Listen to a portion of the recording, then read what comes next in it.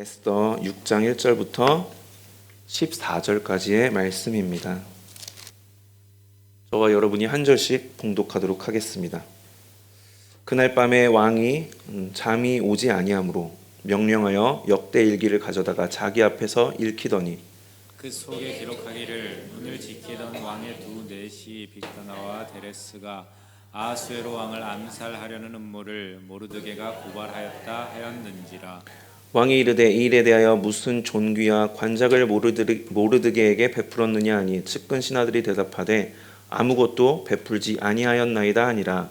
왕이 이르되 누가 뜰에 있느냐 하매 마침 하만이 자기가 세운 나무에 모르드게 달기를 왕께 구하고자 하여 왕궁 바깥뜰에 이른지라.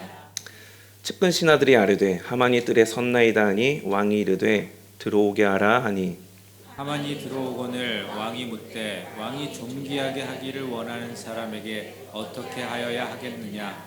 하만이 심중에 이르되 왕이 존귀하게 하기를 원하시는 자는 나 외에 누구리요 하고 왕께 아뢰되 왕께서 사람을 존귀하게 하시려면 왕께서 입으시는 왕복과 왕께서 타시는 말과 머리에 쓰시는 왕관을 가져다가 그 왕복과 말을 왕의 신하 중 가장 존귀한 자의 손에 맡겨서 왕이 존귀하게 하시기를 원하시는 사람에게 옷을 입히고 말을 태워서 성중 거리로 다니며 그 앞에 반포하여 이르기를 왕이 존귀하게 하기를 원하시는 사람에게는 이같이 할 것이라 하게 하소서 하니라.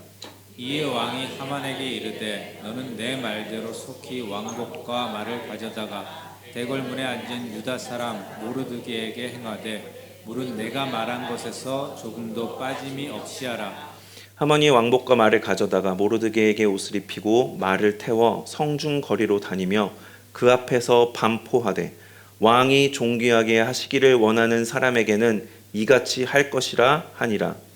모르드게는 다시 대궐문으로 돌아오고 하만은 번뇌하여 머리를 싸고 급히 집으로 돌아가서 자기가 당한 모든 일을 그의 아내 세레스와 모든 친구에게 말하며 그중 지혜로운 자와 그의 아내 세레스가 이르되 모르드게가 과연 유다 사람의 후손이면 당신이 그 앞에서 굴욕을 당하기 시작하였으니 능히 그를 이기지 못하고 분명히 그 앞에 엎드려지리이다.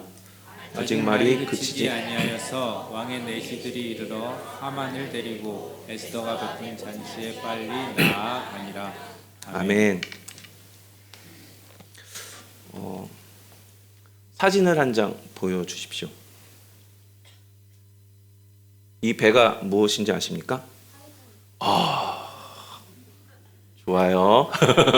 맞습니다. 타이타닉호입니다.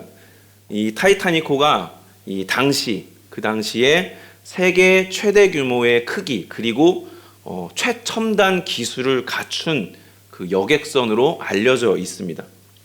그래서 이 배는 첨단 기술, 아주 그냥 견고하게 만들어졌기 때문에 절대로 가라앉지 않을 것이다라고 장담할 만큼 대대적으로 안전한 배로 알려졌습니다. 그래서 그렇게 사람들이 당연히 안전한 배, 절대로 가라앉지 않을 배로 여겼죠. 이 배가 뉴욕을 향해서 출항을 했습니다. 그런데 이제 첫 출항이었던 뉴욕을 향하여 가던 그 첫 항해가 최후의 항해가 되고 말았습니다. 이 배가 바다 밑으로 침몰하여서 가라앉았기 때문입니다. 이 타이타닉호에 관련된 이야기, 이 사고 이야기는 굉장히 유명해서 영화로도 만들어졌죠. 사진을 보여주십시오. 네, 다들 아시는 장면이죠. 영화 속에 이 장면이 너무 유명해서 어떻게 하니까 전 세계 사람들이 어떻게 합니까? 배만 탔다 하면 뱃머리로 가서 사진 또 보여주십시오. 이렇게 포즈를 따라 합니다. 포즈를 따라 하는데 오른쪽 사진에 같은 경우는 이제 남녀 커플이 하다가 갈매기와 충돌하는 그런 이제 우스운 그런 사진입니다. 그래서 나중에 가서 배를 타고 이렇게 하실 때에는 갈매기를 꼭 조심하시기를 바랍니다. 이 타이타닉호가 침몰한 이유에 대해서는 다 아실 겁니다. 빙산이랑 부딪혀서 배가 이제 두동강이 나게 되면서 이제 가라앉았는데요. 왜 두동강이 났느냐? 이 낮은 온도에서 잘 부서지는 그 연철로 만들었다고 합니다. 그래서 충격을 견디지 못하고 이제 배가 파손이 되어서 가라앉은 것인데, 그러면 왜 빙산과 충돌을 하게 되었느냐? 원래는 이 배들이 빙산을 앞에 두면은 멀리 이렇게 돌아서 간다고 합니다. 혹여나 바다 밑에 이렇게 빙산이 얼마나 큰지를 모르니까 멀리 삥 돌아서 가는 게 이제 당연한 어떤 그런 뭐라고 할까요? 조치였는데, 이 배는 그렇게 하지 않고 그냥 살짝 비껴서 가다가 그만 이제 충돌하게 되었다라는 것입니다. 그럼 왜 타이타니코는 그냥 튼튼하다는 말만 믿고 비켜간 것일까? 그거는 아니고요. 나중에 생존한 승무원의 이 증언에 따르면 배에 멀리 볼 수 있는 쌍안경이 그 당시 없었기 때문에 맨눈으로 보다 보니까 밤중에 빙산이 식별이 안 돼서 이제 급하게 눈앞에 딱 나타났을 때 급하게 이렇게 비껴가다가 그렇게 되었다라고 하는데요. 사실은 배 안에 쌍안경이 있었다고 합니다. 다만 이 쌍안경을 보관해두는 그 보관함이 자물쇠로 채워져 있어서 자물쇠로 채워져 있는 상태였다고 하는데요. 그러면 열쇠로 열면 되지 않느냐? 문제는 열쇠가 없었다라는 것입니다. 원래는 승선할 예정이었던 1등 항해사가 갑자기 승선 스케줄이 바뀌면서 다른 사람으로 교체가 되었는데, 그러면 열쇠를 다른 사람에게, 승선할 사람에게 인계를 했어야 되는데 인계하지 못하는 바람에 열쇠가 없어서 쌍안경을 못 꺼냈다라는 것입니다. 다시 한번 사진을 한 장 보여주시면 이게 경매에 나왔던 그 당시의 보관함 열쇠라고 합니다. 근데 한번 생각을 해보시면 황당합니다. 왜냐하면 쌍안경이 없어서 맨눈으로 이 큰 여객선을 이렇게 운항을 하는데 쌍안경 없이 그냥 맨눈으로 했다라는 것도 굉장히 황당한데, 자물쇠로 잠겨 있어서 쌍안경을 못 꺼냈다라는 이유도 굉장히 황당합니다. 그러면 어떻게든 무슨 도구를 써서든 부숴서 꺼냈으면 되는 건데 왜 꺼내지 않았느냐라는 것이죠. 처음에 말씀드린 대로 타이타니코가 굉장히 안전한 배, 절대로 가라앉지 않을 배, 이렇게 대대적으로 알려진 이 사실에 대해서 승무원들도 고지고대로 이걸 믿어서 우리 배는 안 가라앉을 거니까 그냥 맨눈으로 하지 뭐 이런 식으로 아니란 생각으로 승선을 했다가 그러한 큰 피해가 났다라는 것입니다. 만약에 이게 사실이라고 한다면 그렇다면 열쇠를 만약에 건네받았다면 어땠을까요? 사고가 안 났을까요? 혹 열쇠를 건네받지 못했다 하더라도 자물쇠를 부숴서 쌍안경을 꺼냈으면 어땠을까요? 하필이면 오늘 제목인데요. 이 말은 어떤 결과에 대해서 그 결과에 영향을 줬던 어떤 선택, 상황 등에 대해서 그 원인을, 선택이나 상황 등 그 원인을 제공한 것을 가리키면서 그러한 선택이나 상황이 아니라 만약에 다른 것이 원인이 되었다면 하는 다른 결과가 나지 않았을까라고 하는 후회스러운 의미를 담고 있는 말이 바로 하필이면 이 표현일 것입니다. 하필이면 배가 절대로 가라앉지 않을 거라고 장담해서, 하필이면 승무원들이 고지고대로 그 말을 믿어서, 하필이면 열쇠를 못 받는 바람에, 하필이면 쌍안경으로 보지 않고 맨눈으로 바라보는 바람에. 그런데 이 하필이면 이 표현은 꼭 사람의 선택, 어떤 의지와는 상관없이 일어나는 일에도 이 표현을 쓸 수 있을 것입니다. 하필이면 가는 길에 빙산이 그 앞에 있었던 바람에. 오늘 본문에 나오는 이 하만은 유대인을 아주 싫어했습니다. 그는 아말렉 사람인데 조상적부터 이스라엘 사람들과 원수를 지고 있었기 때문에 유대인을 너무나도 싫어하는 사람이었습니다. 그래서 그의 눈에는 모르드게가 눈의 가시 같은 그런 존재였죠.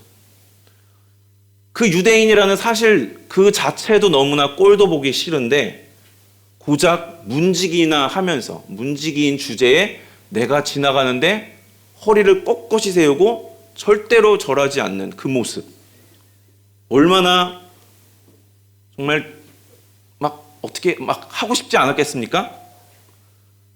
저 안 되겠다, 해치워야 되겠다, 이 마음이 하만의 마음에 든 것이죠.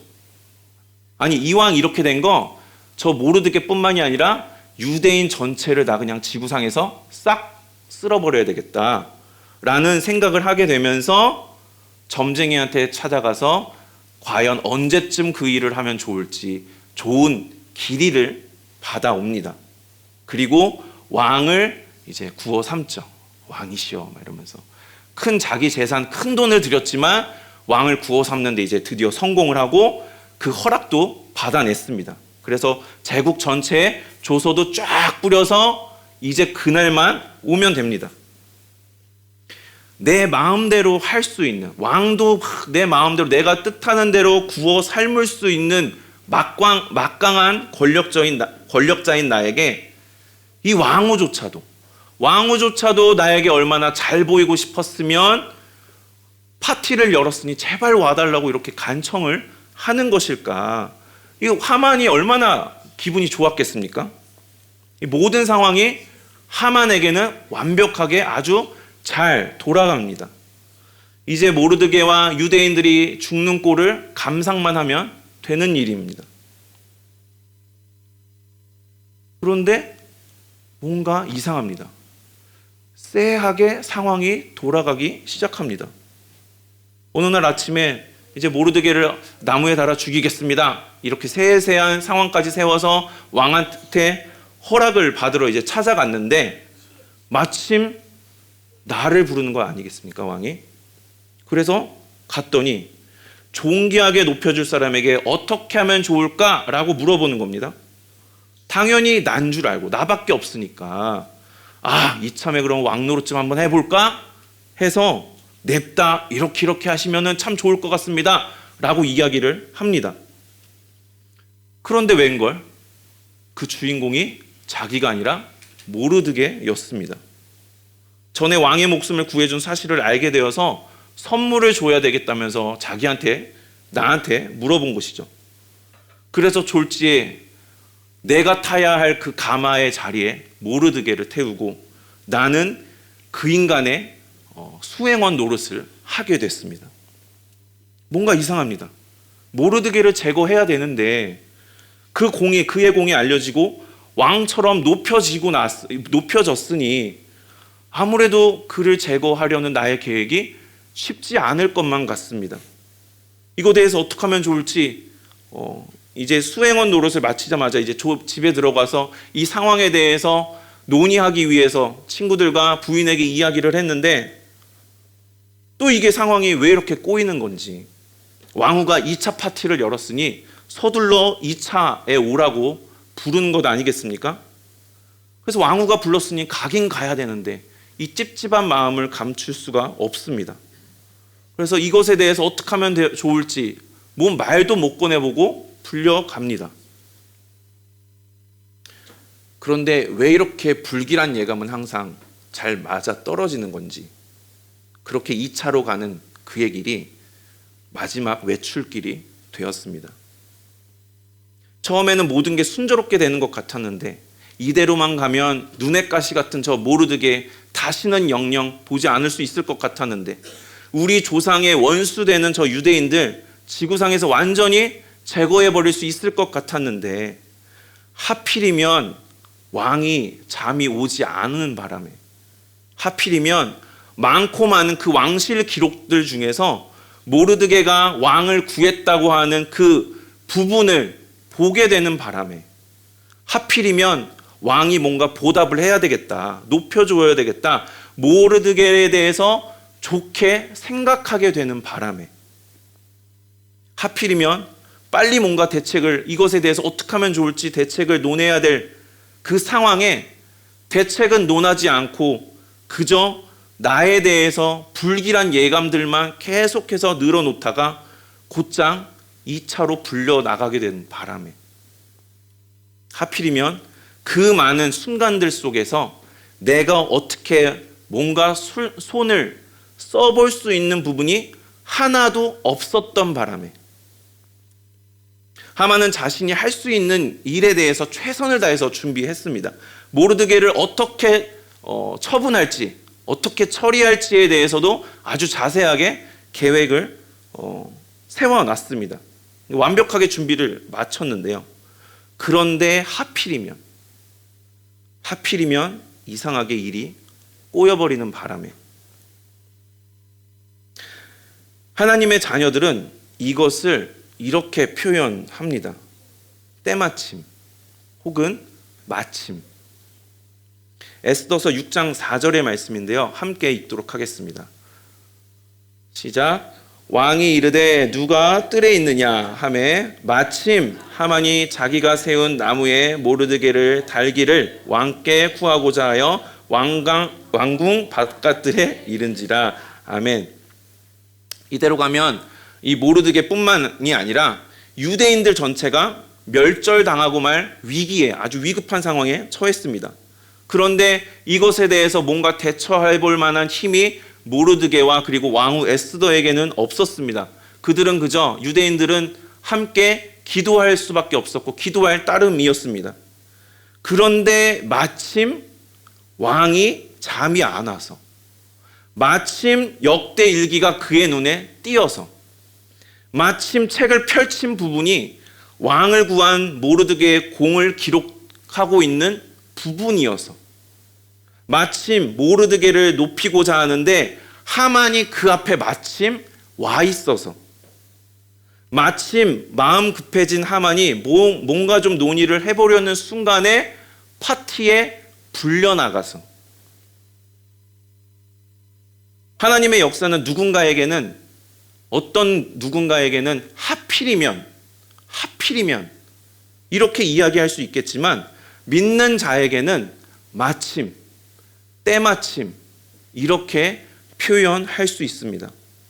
양쪽 모두가 손을 쓸 수 없는 상황이 그들에게 돌아가지만, 하나님의 자녀에겐 하필이면이라고 할 상황이 마침이 되고 때마침이 된다는 것입니다. 주님께서는 완전히 끝났다고 할 수 있을 상황에도 역사하여 주셔서 마침 이렇게 하셔서 이렇게 만들어 주시는 분이심을 우리는 확인할 수 있다는 것이죠. 그래서 마침, 때마침 이러한 일들을 하나님께서 모으셔서 상황을 바꾸시고 결과를 바꾸어서 승리케 하시는 분이 바로 우리가 믿는 하나님이라는 것입니다. 그럼 나는 정말 하나님의 자녀입니까? 그렇다면 지금까지 하필이면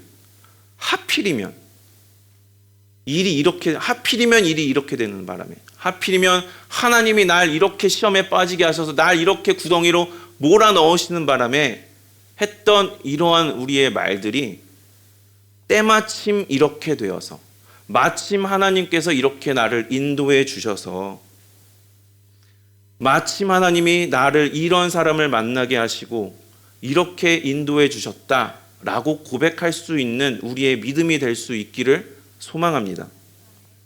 나는 정말 하나님의 자녀입니까? 그렇다면 과거에 마침 혹은 때마침 인도하셨던 하나님의 은혜를 우리가 이 시간 생각하시면서 앞으로도 하필이면이라고 할 수도 있을 이 상황을 마침, 때마침으로 바꾸어 주실 것을 우리가 온전히 믿고 받아들일 수 있게 되기를 소망합니다.